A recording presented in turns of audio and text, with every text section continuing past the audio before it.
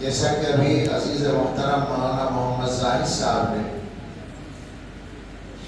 ذکر کیا کہ اس ادارے میں اکابر علماء اہل اللہ کی آمد کا شروع سے سلسلہ رہا ہے۔ ہمارے بزرگ حضرت قاری صاحب دامت برکاتہ کا یہ خاص ذوق ہے، اور یہ ذوق اتنا بڑا ہوا ہے کہ اگر کوئی بزرگ نہ بھی ہو، شکل بنا کے آ جائے تو اس کے ساتھ بھی قاری صاحب وہی معاملہ فرمانے لگتے ہیں۔ میرے ساتھ ایسا ہی قصہ ہو گیا ہے۔ چند سالوں سے قاری صاحب سے ملاقات ہے، اور اب کچھ عرصے سے یہ صورت ہے کہ میں ممبئی آتا ہوں تو میرے ذہن میں جن چند حضرات کو مطلع کرنے کا تقاضا ہوتا ہے ان میں سر فہرست قاری صاحب ہوتے ہیں، اور پھر قاری صاحب کا یہ کرم ہوتا ہے کہ وہ قیام کا زحمت فرماتے ہیں اور مدرسے میں حاضری کا حکم بھی فرماتے ہیں۔ وقت میں گنجائش ہو تو میں اس کی کوشش بھی کرتا ہوں کہ ایک سعادت حاصل کروں، تو آج ہی صورتحال ہے۔ اللہ تعالیٰ اس میں خیر فرمائے۔ آپ جتنے بھی طلباء ہیں ہمارے بچے ہیں، اور ہم یہ بات قسم کھا کر کہہ سکتے ہیں، یعنی میں اپنی ذات کی طرف سے بھی اور ان تمام آپ کے اساتذہ اور مربیوں کی طرف سے یہ بات قسم کھا کر کہتا ہوں کہ ہم آپ کے لیے خیر چاہتے ہیں، جس طرح ہم اپنے بچوں کے لیے چاہتے ہیں۔ اس میں مجھے کوئی ڈر نہیں ہے کہ میری قسم غلط ہو جائے گی۔ استاذ کا اور مربی کا یہی جذبہ ہوتا ہے، اس لیے آپ سے جو کہا جائے اس کو ذرا بہت ہی توجہ سے اور عمل کی نیت سے سنیں۔ کوئی مشکل بات نہیں کہیں گے ہم آپ سے، سادہ سی بات ہوگی مگر آپ کے کام میں۔ میں نے جو آیت پڑھی ہے، جو عربی کے طلباء ہیں وہ سمجھتے ہی ہوں گے اس کا مضمون، اور جو دوسرے طلباء ہیں مضمون تو وہ بھی جانتے ہی ہیں کہ اللہ تعالیٰ یہ فرماتے ہیں کہ اگر تم شکر کرو گے تو ہم نعمت بڑھائیں گے۔ یہ اللہ کا وعدہ ہے۔ اس میں جب یہ نعمت کی بات ہوتی ہے تو عام طور سے ہم لوگوں کے ذہن میں بہت ساری نعمتیں آتی ہیں۔ مثلا اللہ نے مال دیا کسی کو تو وہ نعمت ہے، اللہ نے کسی کو اولاد دی تو وہ نعمت ہے، اللہ نے کسی کو مکان دیا تو وہ نعمت ہے۔ لیکن ایک بہت بڑی نعمت ہے جس کی طرف توجہ تھوڑی کم ہوتی ہے، اور وہ عجیب نعمت ہے، اور وہ نعمت ہے زندگی۔ وہ نعمت ہے یہ عمر جو اللہ نے دنیا میں رہنے کے لیے دی ہے، اور یہ ایسی نعمت ہے ان چند نعمتوں میں سے ہے جن کے بارے میں قیامت میں سب سے پہلے سوال ہوگا۔ وہ حدیث آپ نے پڑھی ہوگی اور سنی ہوگی کہ انسان کے قدم وہاں سے نہیں ہٹیں گے جب تک کہ 5 چیزوں کے بارے میں اس سے پوچھ نہ لیا جائے۔ ان میں ایک ہے ان عمرہ فیما افنا، اپنی عمر، اپنی زندگی کس چیز میں ختم کی، یہ اس کا جواب دینا پڑے گا۔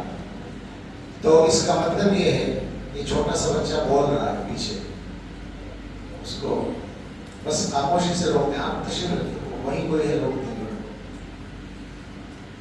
عمر کس چیز میں خرچ کی، یہ جواب دینا ہوگا۔ اس کا مطلب یہ ہے کہ اللہ تعالیٰ کی نظر میں اس کی بہت اہمیت ہے کہ آپ نے زندگی کو کس کام میں لگایا۔ اسی کو میں نے جوڑا ہے اس سے کہ اللہ فرماتے ہیں نعمت کا شکر کرو گے تو میں نعمت کو بڑھا دوں گا۔ اب آپ سوچیں گے کہ اگر ہم زندگی کی نعمت کا شکر کریں گے تو کیا زندگی بڑھ جائے گی؟ جی بالکل بڑھ جائے گی۔ ہم قسم کھا سکتے ہیں اس کی بھی کہ بڑھ جائے گی، مگر بڑھنے کا یہ مطلب نہیں ہوگا کہ آپ کی عمر 70 سال طے تھی 80 سال ہو جائے گی، 90 سال ہو جائے گی۔ بڑھنے کا مطلب ہوگا کہ 70 سال کی عمر میں آپ کئی 100 سال کا کام کر جائیں گے، اتنے سارے اعمال کر جائیں گے اللہ کو راضی کرنے کے لیے جو کوئی آدمی اتنے عمر میں نہیں کرتا۔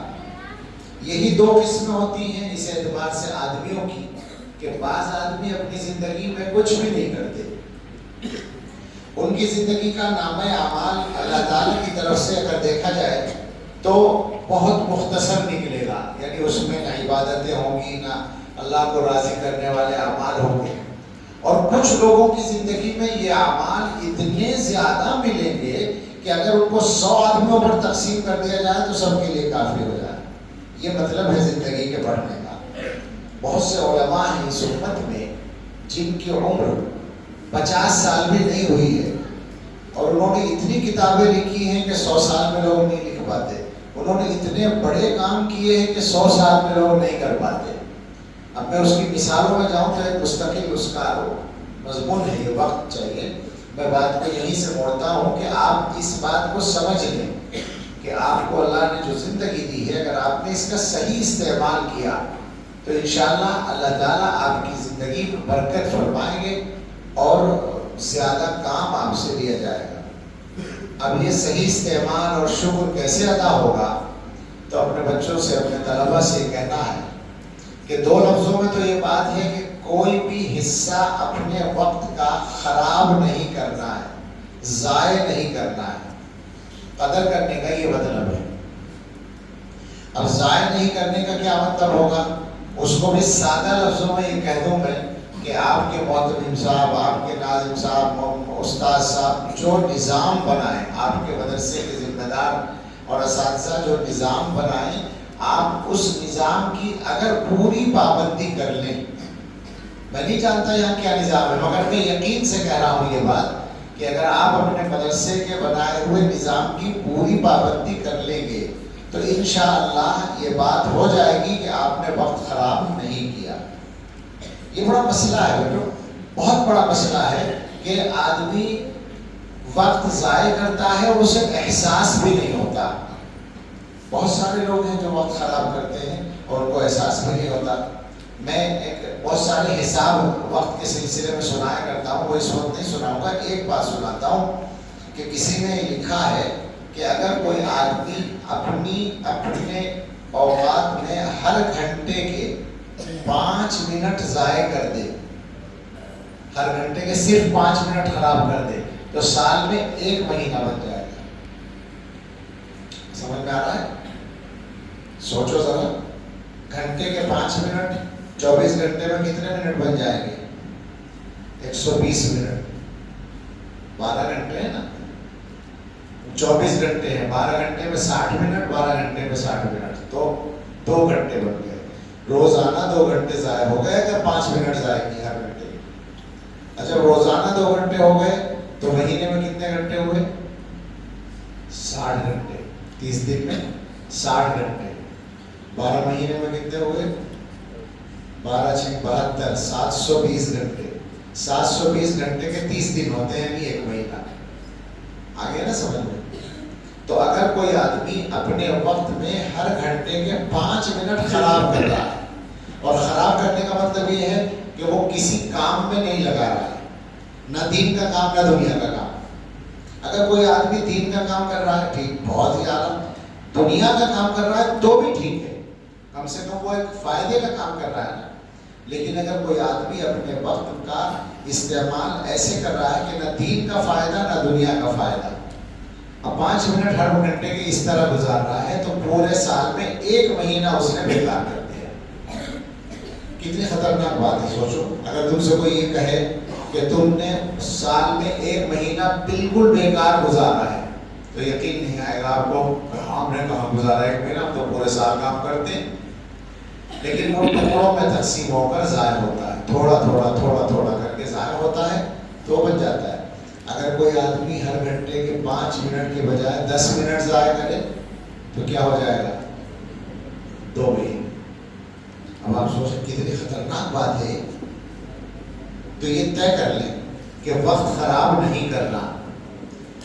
مدرسے کا جو نظام ہے اس میں ظاہر بات ہے کہ آپ کو پڑھنے کا ایک نظام بتایا گیا ہے، نماز کا، تلاوت کا اور چیزوں کا جو بھی نظام ہے، بس اس کی 100% آپ پابندی کر لیں تو انشاءاللہ امید ہے اللہ کی ذات سے کہ آپ کے بارے میں اللہ تعالیٰ کا یہ فیصلہ ہوگا کہ یہ بچے اپنی زندگی کی قدر کرنے والے ہیں، لہٰذا ہم ان کو نعمت دیں گے، ان کو زیادہ دیں گے. آپ اگر اس کے نمونے دیکھیں تو آپ اپنے بڑوں کے حالات پڑھیں.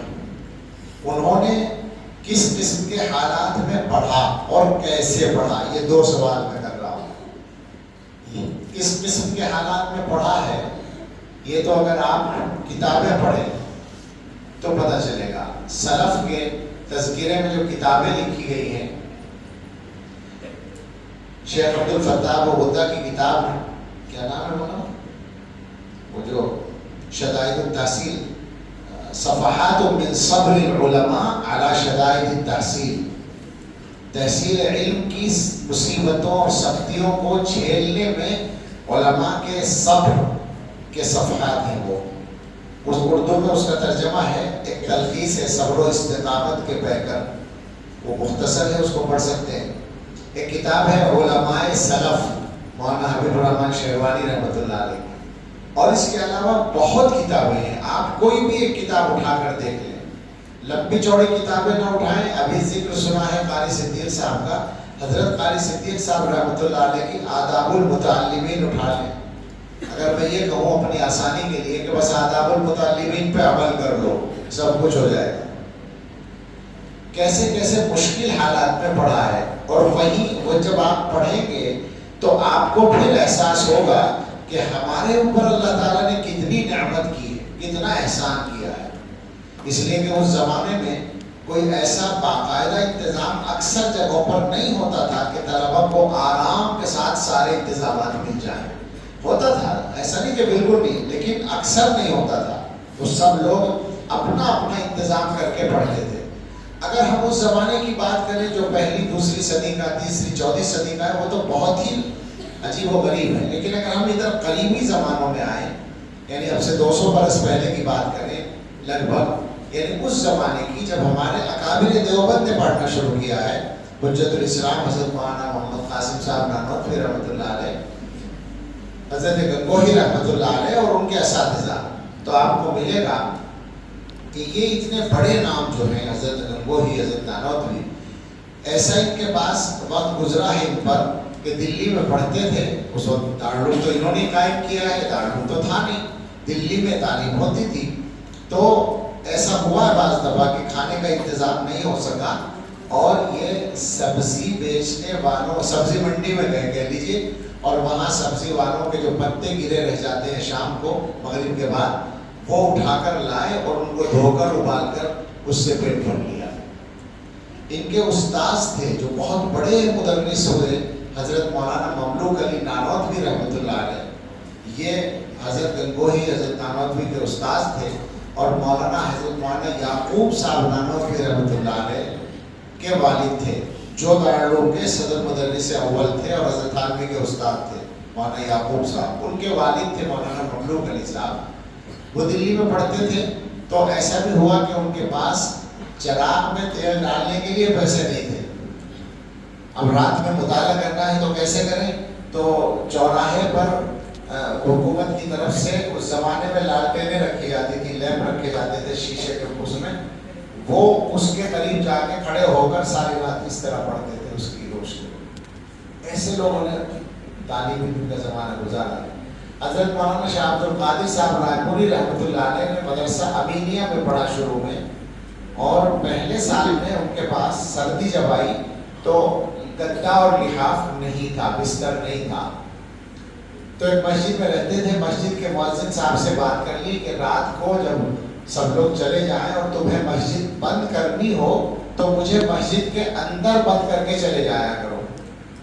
میں کوئی وہ نہیں کر رہا ہوں، مجھے تو رہنا ہے، رات گزارنی ہے. تو مؤذن بند کر کے چلا جاتا تھا، اور وہ یہ جو چٹائی بچھی ہوئی ہے نماز کی، اس چٹائی کے کنارے پر لیٹتے تھے اور یوں لڑکتے ہوئے ادھر چلے جاتے تھے. چٹائی ان کے بدن پر لپٹ جاتی تھی. بس یہی لحاف تھا، یہی گدا تھا. سر کی طرف سے بھی سردی لگ رہی ہے، پاؤں کی طرف سے بھی ہوا آ رہی ہے. ساری رات اس طرح گزارتے تھے. ایسے بھی گزارا ہے لوگوں نے. یہ مثالیں ہیں، یہ سب نہیں ہیں، یہ ہلکا سا نمونہ ہے جو اچانک یاد آ گیا ہے. تو ایک اس پہلو سے آپ غور کریں کہ ہم لوگوں پر اللہ تعالیٰ کی کتنی بڑی نعمت ہے. ہمارے لیے تو سارے انتظامات ہیں، کہیں مدرسے نے کر رکھا ہے، کہیں گھر والوں نے کر رکھا ہے. کچھ چیزوں کا انتظام مدرسے نے کر رکھا ہے، کچھ چیزوں کا انتظام گھر والوں نے کر رکھا ہے. پریشانی کچھ نہیں ہے. سارے انتظامات ہیں، اور جیسے جیسے وقت آگے بڑھ رہا ہے آسانیاں بڑھتی جا رہی ہیں۔ یعنی اگر ہم آپ سے یوں کہیں کہ ہم جیسے ناکاروں کو بھی اگر آپ دیکھیں تو 40-45 برس پہلے جب ہم پڑھتے تھے تو اس زمانے میں مثلاً ہم نے رنگوں میں پڑھا 40 سال پہلے، تو اس وقت میں وہاں ایک سرکاری پانی کا جو وہ تھا کنیکشن وہ ایک تھا، اور اس میں متعینہ وقت پہ پانی آتا تھا، باقی سارے وقت میں ہینڈ پمپ سے پانی نکال کر استعمال کرنا پڑتا تھا، کپڑے دھونے کے لیے بھی اسی کو چلانا پڑتا تھا، اور کئی سو بچے پڑھتے تھے اور 3 بیت الخلا تھے۔ مثلا یہ 80-85 کے درمیان کی بات میں کر رہا ہوں۔ اسی طرح سے جب ہم دارالعلوم میں بھی آئے تو اس وقت بھی اب سے 35-36-38 سال پہلے ایسے انتظامات نہیں تھے جو آج ہیں، جو آسانیاں ہیں۔ بہت مرتبہ بالٹی بھر کے لے جانا پڑتا تھا غسل خانے میں غسل کرنے کے لیے، بہت سے ہاتھوں میں ایسے انتظام تھے۔ اب آپ دیکھیں کہ اللہ تعالیٰ نے کتنی آسانی، لائٹوں کا مسئلہ تھا، ہم گنگوں میں پڑھتے تھے تو ظاہر تنگی کا بھی زمانہ تھا، بجلی کے بل ہی مسئلہ بنتے تھے مدرسے والوں کے لیے، تو بس پورے کمرے میں ایک بلب جلانے کی اجازت ہوتی تھی، اور اس کی مقدار وہ تھی، وہ بھی طے تھی کہ 100 واٹ سے زیادہ کا نہیں جلانا ہے، بلکہ مجھے یاد پڑتا ہے کہ جاگنے کے وقت میں اجازت تھی 100 واٹ کا جلانے کی، ورنہ 0 کا جلانے کی اجازت تھی تاکہ بل کم سے کم آئے۔ تو مختلف انداز سے اللہ تعالیٰ کی طرف سے آسانیاں بڑھتی چلی جا رہی ہیں، نعمت ہے ہمارے لیے، ان نعمتوں کا احساس بھی تو ہونا چاہیے نا۔ اس کے بعد آپ یہ پڑھیں کہ انہوں نے کیسے، کتنا پڑھا اور کس طرح پڑھا، کیسی کیسی محنتیں کی ہیں۔ آپ دیکھیں کہ ہمارے اکابر کے زمانے میں دور حدیث کے بعد کوئی چیز نہیں پڑھائی جاتی تھی، مگر اسی سے پڑھ کر آدمی مفتی اور محدث بن جاتے تھے، ایسے وہ پڑھتے تھے۔ تو آپ سے بس یہ کہنا ہے کہ آپ یہاں رہ کر یہ سمجھ لیں کہ اللہ تعالیٰ کی نعمتوں کی آپ کے اوپر بارش ہے، اور ماشاءاللہ یہ جو ادارہ ہے معتبر اور معیاری ادارہ ہے، یہاں آپ کو اللہ نے پڑھنے کا موقع دیا ہے نا، یعنی یہاں بیٹھ کر احساس نہیں ہوتا کہ ہم بمبئی میں بیٹھے ہیں۔ سچی بات یہ ہے کہ یہ بالکل ایسا لگتا ہے جیسے ہم اپنے علاقے میں کہیں کسی بارہانہ مدرسے میں بیٹھے ہوئے، یہ مستقل نعمت ہے آپ کو کہ اچھے اساتذہ پڑھانے والے مل جائیں، اچھے تربیت کرنے والے ذمہ دار مل جائیں، یہ ایک مستقل نعمت ہے۔ تو اس لیے آپ سے ایک بات تو یہ ہوئی ہے، میری 2-3 باتیں ہیں، یہ لمبی بات یہی تھی، مختصر 1-2 باتیں اور ہیں وہ میں کہوں گا۔ اس پہلی بات کو خلاصے کے طور پر سمجھ لیجئے کہ اللہ کی نعمت ہے زندگی، اور اللہ کی نعمت ہے وہ سہولتیں جو اللہ نے آپ کو دی ہیں، ان کا شکر ادا کرنا ہے، اور شکر ایسے ادا ہوگا کہ وقت کو کام میں لگائیے، مدرسے کے پورے نظام کی مکمل پابندی کیجیے۔ دوسری بات آپ سے یہ کہنی ہے کہ آپ بالکل ایسے زمانے میں ہیں کہ آپ اچھے بھی بن سکتے ہیں اور اللہ نہ کرے برے بھی بن سکتے ہیں، آپ بن بھی سکتے ہیں اور بگڑ بھی سکتے ہیں۔ بالکل ایسی مثال ہے، کبھی آپ نے دیکھا ہے وہ جو کمہار مٹی کے برتن بناتے ہیں، کبھی دیکھا ہے نا، کچھ لوگوں نے تو دیکھا ہی ہوگا۔ اب وہ مٹی کا مثلاً پیالہ بنایا اس نے، تو پھر وہ اس کو سکھاتے ہیں دھوپ میں، اور سکھانے کے بعد پھر آگ میں پکاتے ہیں تو وہ پکا ہو جاتا ہے۔ آپ غور کریں کہ اگر سوکھنے سے پہلے کسی نے تھوڑا سا دبا دیا پیالے کو، وہ ٹیڑھا ہو گیا اور اس کو صحیح نہیں کر سکے، ویسے ہی وہ سوکھ گیا اور ویسے ہی پک گیا، تو وہ اس کا ٹیڑھ، اس کی جو ٹیڑھ ہے وہ ٹھیک ہو سکتی ہے؟ اب ٹھیک نہیں ہوگی، ٹوٹ تو جائے گا، ٹھیک نہیں ہوگا۔ آپ کے لیے یہی مثال ہے کہ آپ ابھی بننے کے مرحلے میں ہیں، آپ کو بنایا جا رہا ہے، اگر اس میں کوئی کجی اور ٹیڑھ بیٹھ گئی تو نکالنا بہت مشکل ہوگا۔ مثال 100% نہیں ہوا کرتی، یہ بس سمجھیں کہ کبھی اصلاح نہیں ہو سکتی، مگر بڑی مشکل سے ہوگی۔ اگر اس وقت بگاڑ آ گیا تو اصلاح بہت مشکل سے، مثلا یہ کہ آپ کو ابھی نماز پڑھنے کی عادت نہیں پڑی، تو ہو سکتا ہے کہ آپ کو ادھیڑ عمر آ جائے اور آپ محنت کریں اور لمبی محنت کے بعد عادت پڑے، لیکن اگر ابھی عادت پڑ گئی تو بالکل آسان ہوگا، آپ کے لیے معمول کا کام ہوگا۔ اسی طرح سے خدا نخواستہ اگر کسی گناہ کی عادت پڑ گئی تو بس بھی مصیبت ہے، اس کا چھوڑنا مشکل ہوگا۔ سینکڑوں ہزاروں لوگ، سچی بات یہ ہے کہ رابطہ کرتے ہیں صرف اسی کام کے لیے جو دیندار لوگ ہیں، یعنی دیندار ہیں، وہ تقوی اختیار کرنا چاہتے ہیں، وہ برائیوں سے بچنا چاہتے ہیں، مگر بچ نہیں پاتے عادت کی وجہ سے. تو ایک یہ مسئلہ ہے. اس زمانے میں جو بھی عادت ہوگی اچھی یا بری وہ پختہ ہو جائے گی جیسے جیسے بڑے ہوں گے. تو اپنے آپ کو برائیوں سے بچائیے، بری صحبت سے بچائیے، برے دوستوں سے بچائیے، دوستوں سے تو اچھوں سے بھی بچائیے. کیا خیال ہے؟ یعنی دوستی سے بچیے. مراد یہ ہے کہ دوستی کرنے کی ضرورت ہی نہیں، جتنا زیادہ یکسو رہیں گے اتنے آپ کامیاب ہوں گے. حضرت شیخ الحدیث معاذ زکریا صاحب رحمۃ اللہ علیہ کی آپ بیتی پڑھیے، شروع کے حصے خاص طور سے ضرور پڑھیے. مجھے یاد ہے میں نے شرح جامع پڑھنے کے زمانے میں وہ پڑھی اور پھر 2 مرتبہ پڑھی. اتنا مزہ آیا اس کے پڑھنے میں اور اتنا فائدہ ہوا. اس میں آپ پڑھیں گے حضرت شیخ نے لکھا ہے کہ اگر کسی طالب علم کو دوستی کرنے کی عادت ہے، وہ چاہے کتنا ہی ذہین ہو وہ کامیاب نہیں ہوگا. اور کسی کو دوستی کی عادت نہیں ہے، یکسوئی کے ساتھ رہنے کی عادت ہے، تو وہ اگر کبھی بھی ہوگا تو کامیاب ہو جائے گا، اس لیے کہ اس کا وقت خراب نہیں ہوگا. تو اس سے بچیے، برائی سے بھی بچیے اور دوستی سے بھی بچیے، انشاءاللہ آپ اچھے بن جائیں گے. اور ایک تیسری بات یہ ہے کہ مدرسے کے نظام میں جو کچھ بھی آپ کے اوپر ذمہ داری ہے وہ پوری کیجیے. اس کے علاوہ 2-3 چیزیں پڑھ لیا کریں. تو امید یہ ہے کہ آپ کو بھی فائدہ ہوگا، مدرسے میں بھی برکت بڑھے گی. ایک تو قرآن کریم کی تلاوت کا تو مدرسے میں نظام ہوگا ہی، اس کے علاوہ استغفار پڑھ لیا کریں، استغفر اللہ ربی بالکل ذنب واتوب الیہ، درود شریف پڑھ لیا کریں. خصوصاً جو بڑے لڑکے ہیں وہ سب اہتمام کریں کہ 100 مرتبہ یہ دونوں چیزیں پڑھ لیا کریں. اور آج کل کے حالات کے اعتبار سے جو مشکلات ہیں، جو مخالفتیں ہیں، ہر جگہ ہیں اور اندر و باہر سب طرف سے ہیں. تو ان سے حفاظت کے لیے حسبنا اللہ و نعم الوکیل پڑھ لیا کریں. آپ طلبہ صرف 100 بار پڑھ لیں، 2-3 منٹ میں پڑھ لیں گے آرام سے، لیکن آپ کی بھی حفاظت ہوگی، آپ کے بڑوں کی بھی، آپ کے مدرسے کی بھی. دشمنیوں سے، مخالفتوں سے اللہ تعالیٰ بچائیں گے. یعنی گویا خلاصہ یہ ہے کہ رجوع اللہ کا اہتمام کرتے رہیے، اللہ سے دعائیں مانگتے رہیے اور اللہ سے علم مانگتے رہیے. ہمیشہ مانگیے، اللہ کی ذات بہت بے نیاز ہے. اللہ سے مانگیں گے تو اللہ تعالیٰ ضرور عطا کریں گے. اللہ آپ کو فضل فرمائے اور مجھے اور آپ کو سب کو عمل کی توفیق عطا فرمائے. آمین. آخر دعوانا الحمدللہ. سبحان